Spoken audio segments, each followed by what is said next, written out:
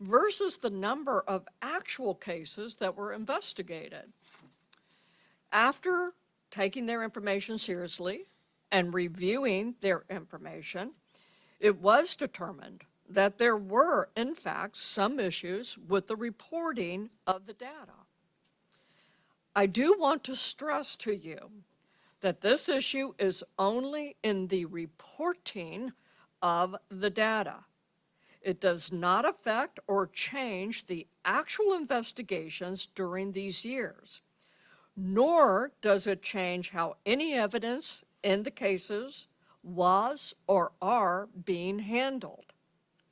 Our Investigative and Support Bureau, our Performance Standards and Accountability Bureau, after being made aware of the issue, diagnosed the root cause and are currently working to address it. This is what a good police department does. We listen to the concerns of the community.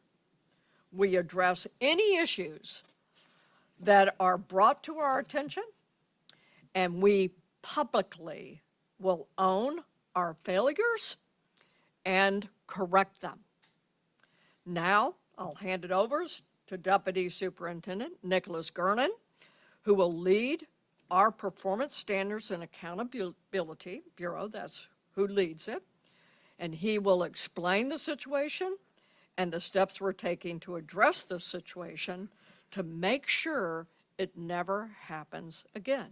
And with that, Chief Gernon, please step forward.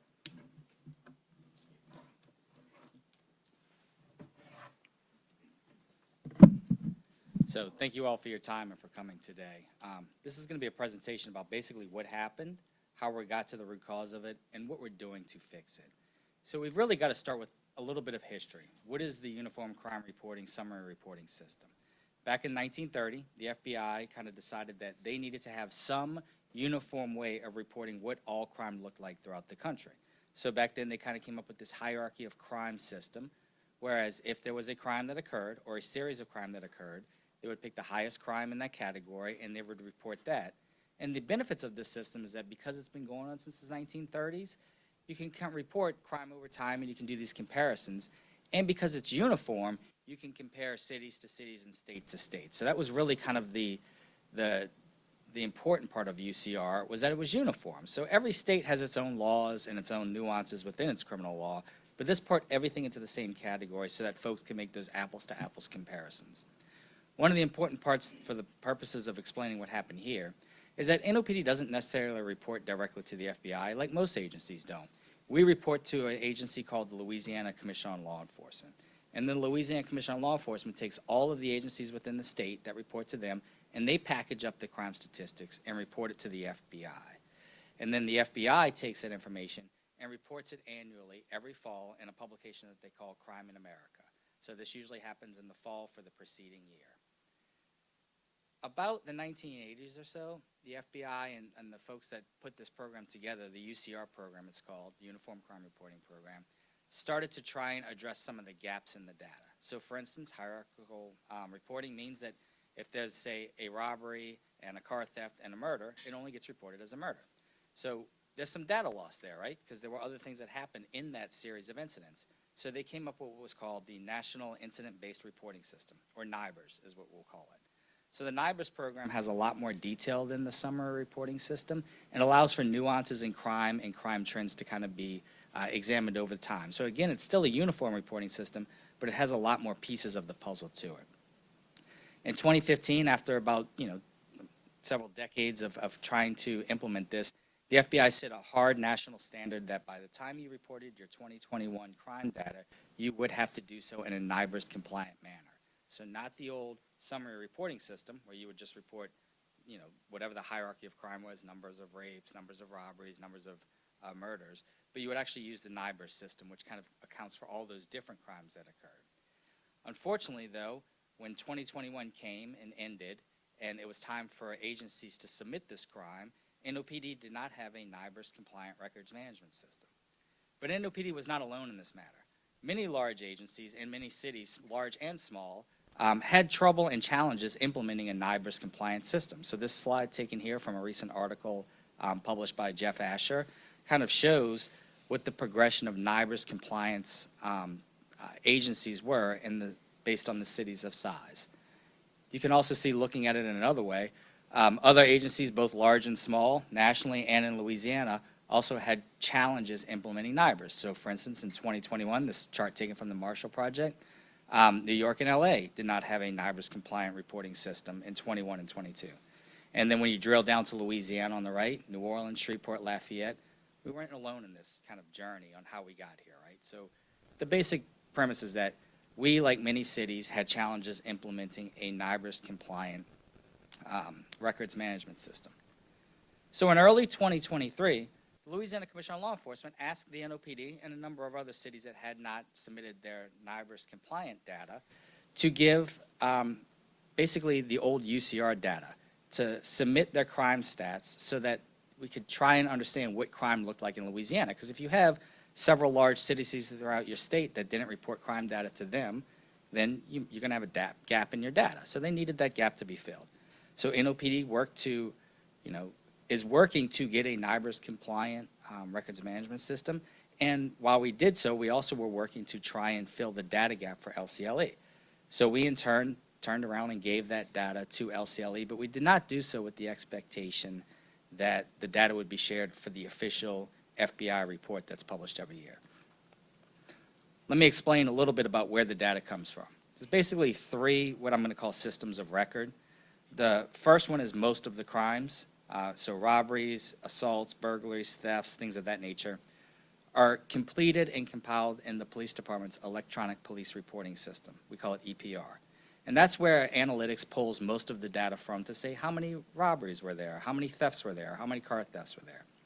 There are two other specialized categories of crime that are maintained by those divisions. So the actual murder count for the city of New Orleans is kept by the homicide division, and the statistics surrounding UCR rapes are maintained by the special victims division because they're sensitive files that we don't want everybody to have access to. So restrict access to those very specialized divisions so that they can then report out their data. So in early 23, when LCLE made this request and NOPD began to compile crime stats for both 21 and 22, the NOPD's analytical division asked the Special Victims Division to provide the number of rapes which occurred in these years. And here's where the first breakdown occurred. So when detectives and investigators and investigative supervisors look at crimes, they look at the elements of the crime as defined by Louisiana law. And so in Louisiana, all first, second, third degree rapes can also be classified and are always classified as fitting the definition of the parameter of a UCR rape as defined by the FBI. The definition of a UCR rape is on the right. It's basically any penetration, no matter how slight, or attempted penetration. However, there are other crimes which are investigated by the Special Victims Division that sometimes fit the UCR definition of rape and sometimes do not. Those crimes, such as sexual battery, attempted sexual battery, molestation, are basically on a case-by-case basis. You have to go through and determine whether it fit the parameters as defined by the UCR guidelines.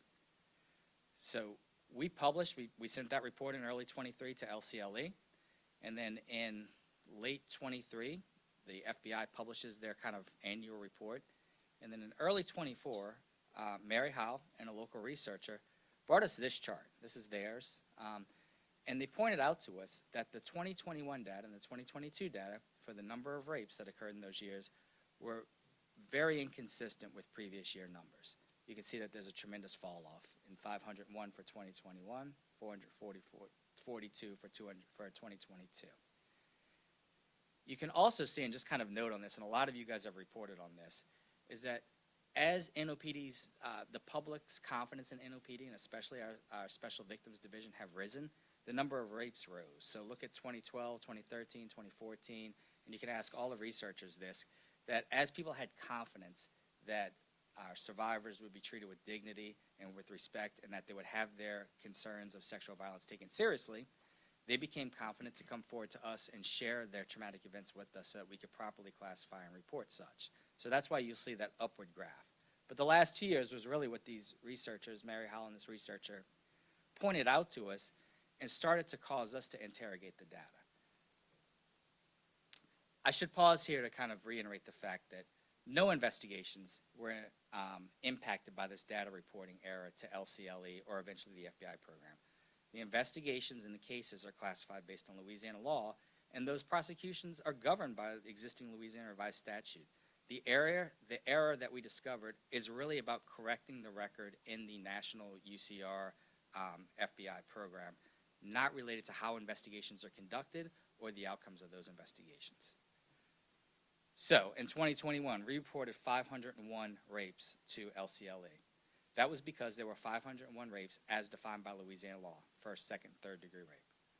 However, when you re-examine the data and you define the parameters of what a FBI-defined UCR rape is, you find that of the 226 sexual battery cases that occurred in 2021, 149 of them also fit the parameters of what's considered an UCR rape as defined by the FBI.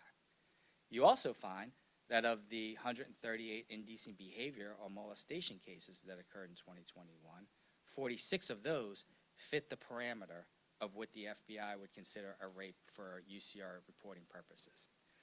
So if we had done the analysis correctly in early 2023, we would have reported 696 UCR-defined rapes as dictated by the FBI parameters.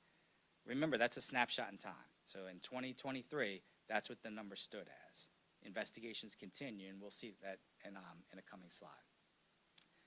Applying the same logic to 2022, we reported 442 FBI UCR rapes to the Louisiana Commission on Law Enforcement. However, when we did our re-review, we found that 232 sexual battery cases occurred, of which 175 were actually also fit the parameter of a UCR-defined rape. And of the 101 indecent behavior and molestation cases which occurred, 48 of those also fit the parameter of an FBI UCR rape. So had we done that snapshot in time in early 2023, using the parameters set by the FBI's UCR categories, we would have reported 672 FBI-defined UCR rapes. So going back to the original graph that Mary and a local researcher brought us, it would have brought us more in line with historical norms, right? So we would have not seen this huge drop-off, which really caused them to think that there might have been a data error issue. So what are we doing going forward? Well, we're going to embrace transparency on this. We are doing what we're doing today, which is basically raising the public's awareness so we can correct the record publicly for both researchers but also the public. The citizens in the community need to know what our numbers are so that they can kind of make their own determinations. Additionally, NOPD contacted LCLE, and LCLE allowed us to resubmit our sex crime statistics, and we did so over the weekend.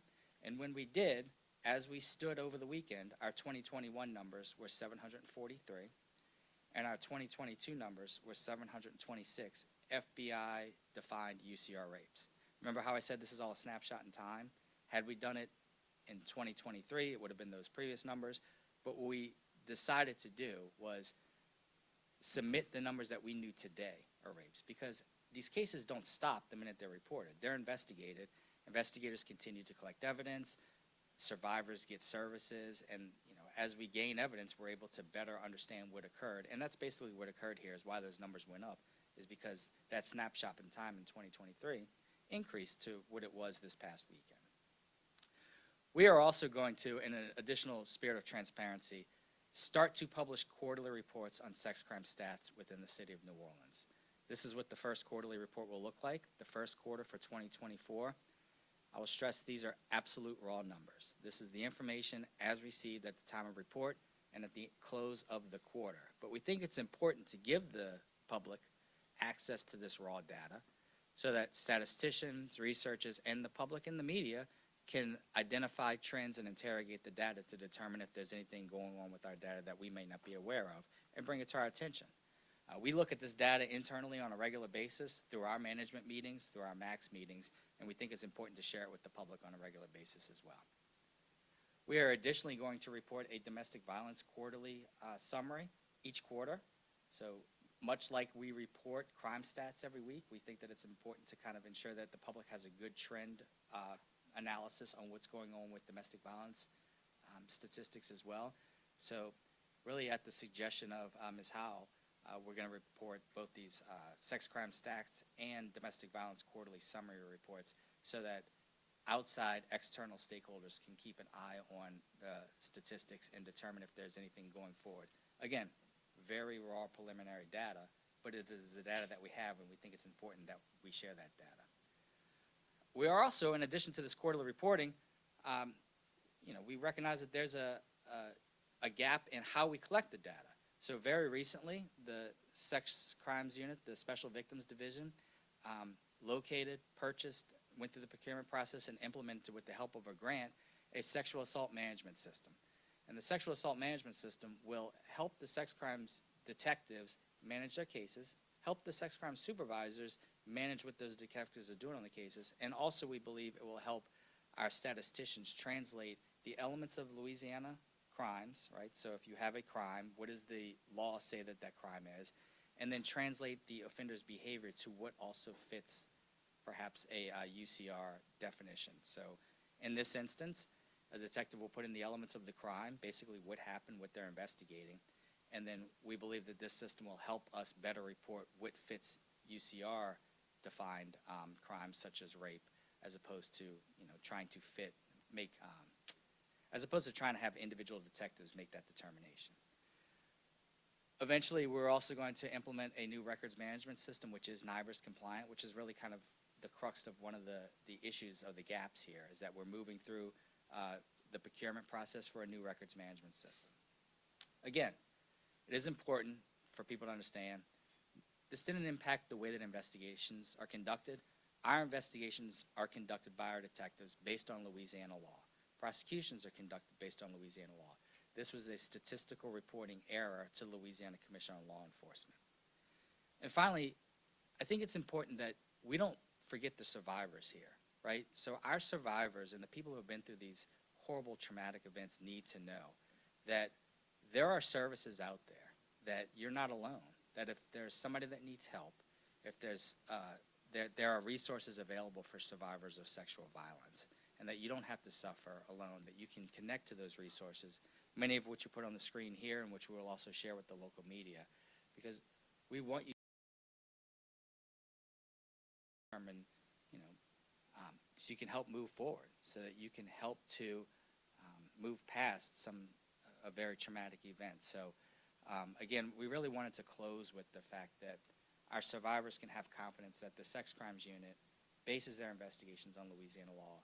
This statistical reporting error does not impact how those investigations are going.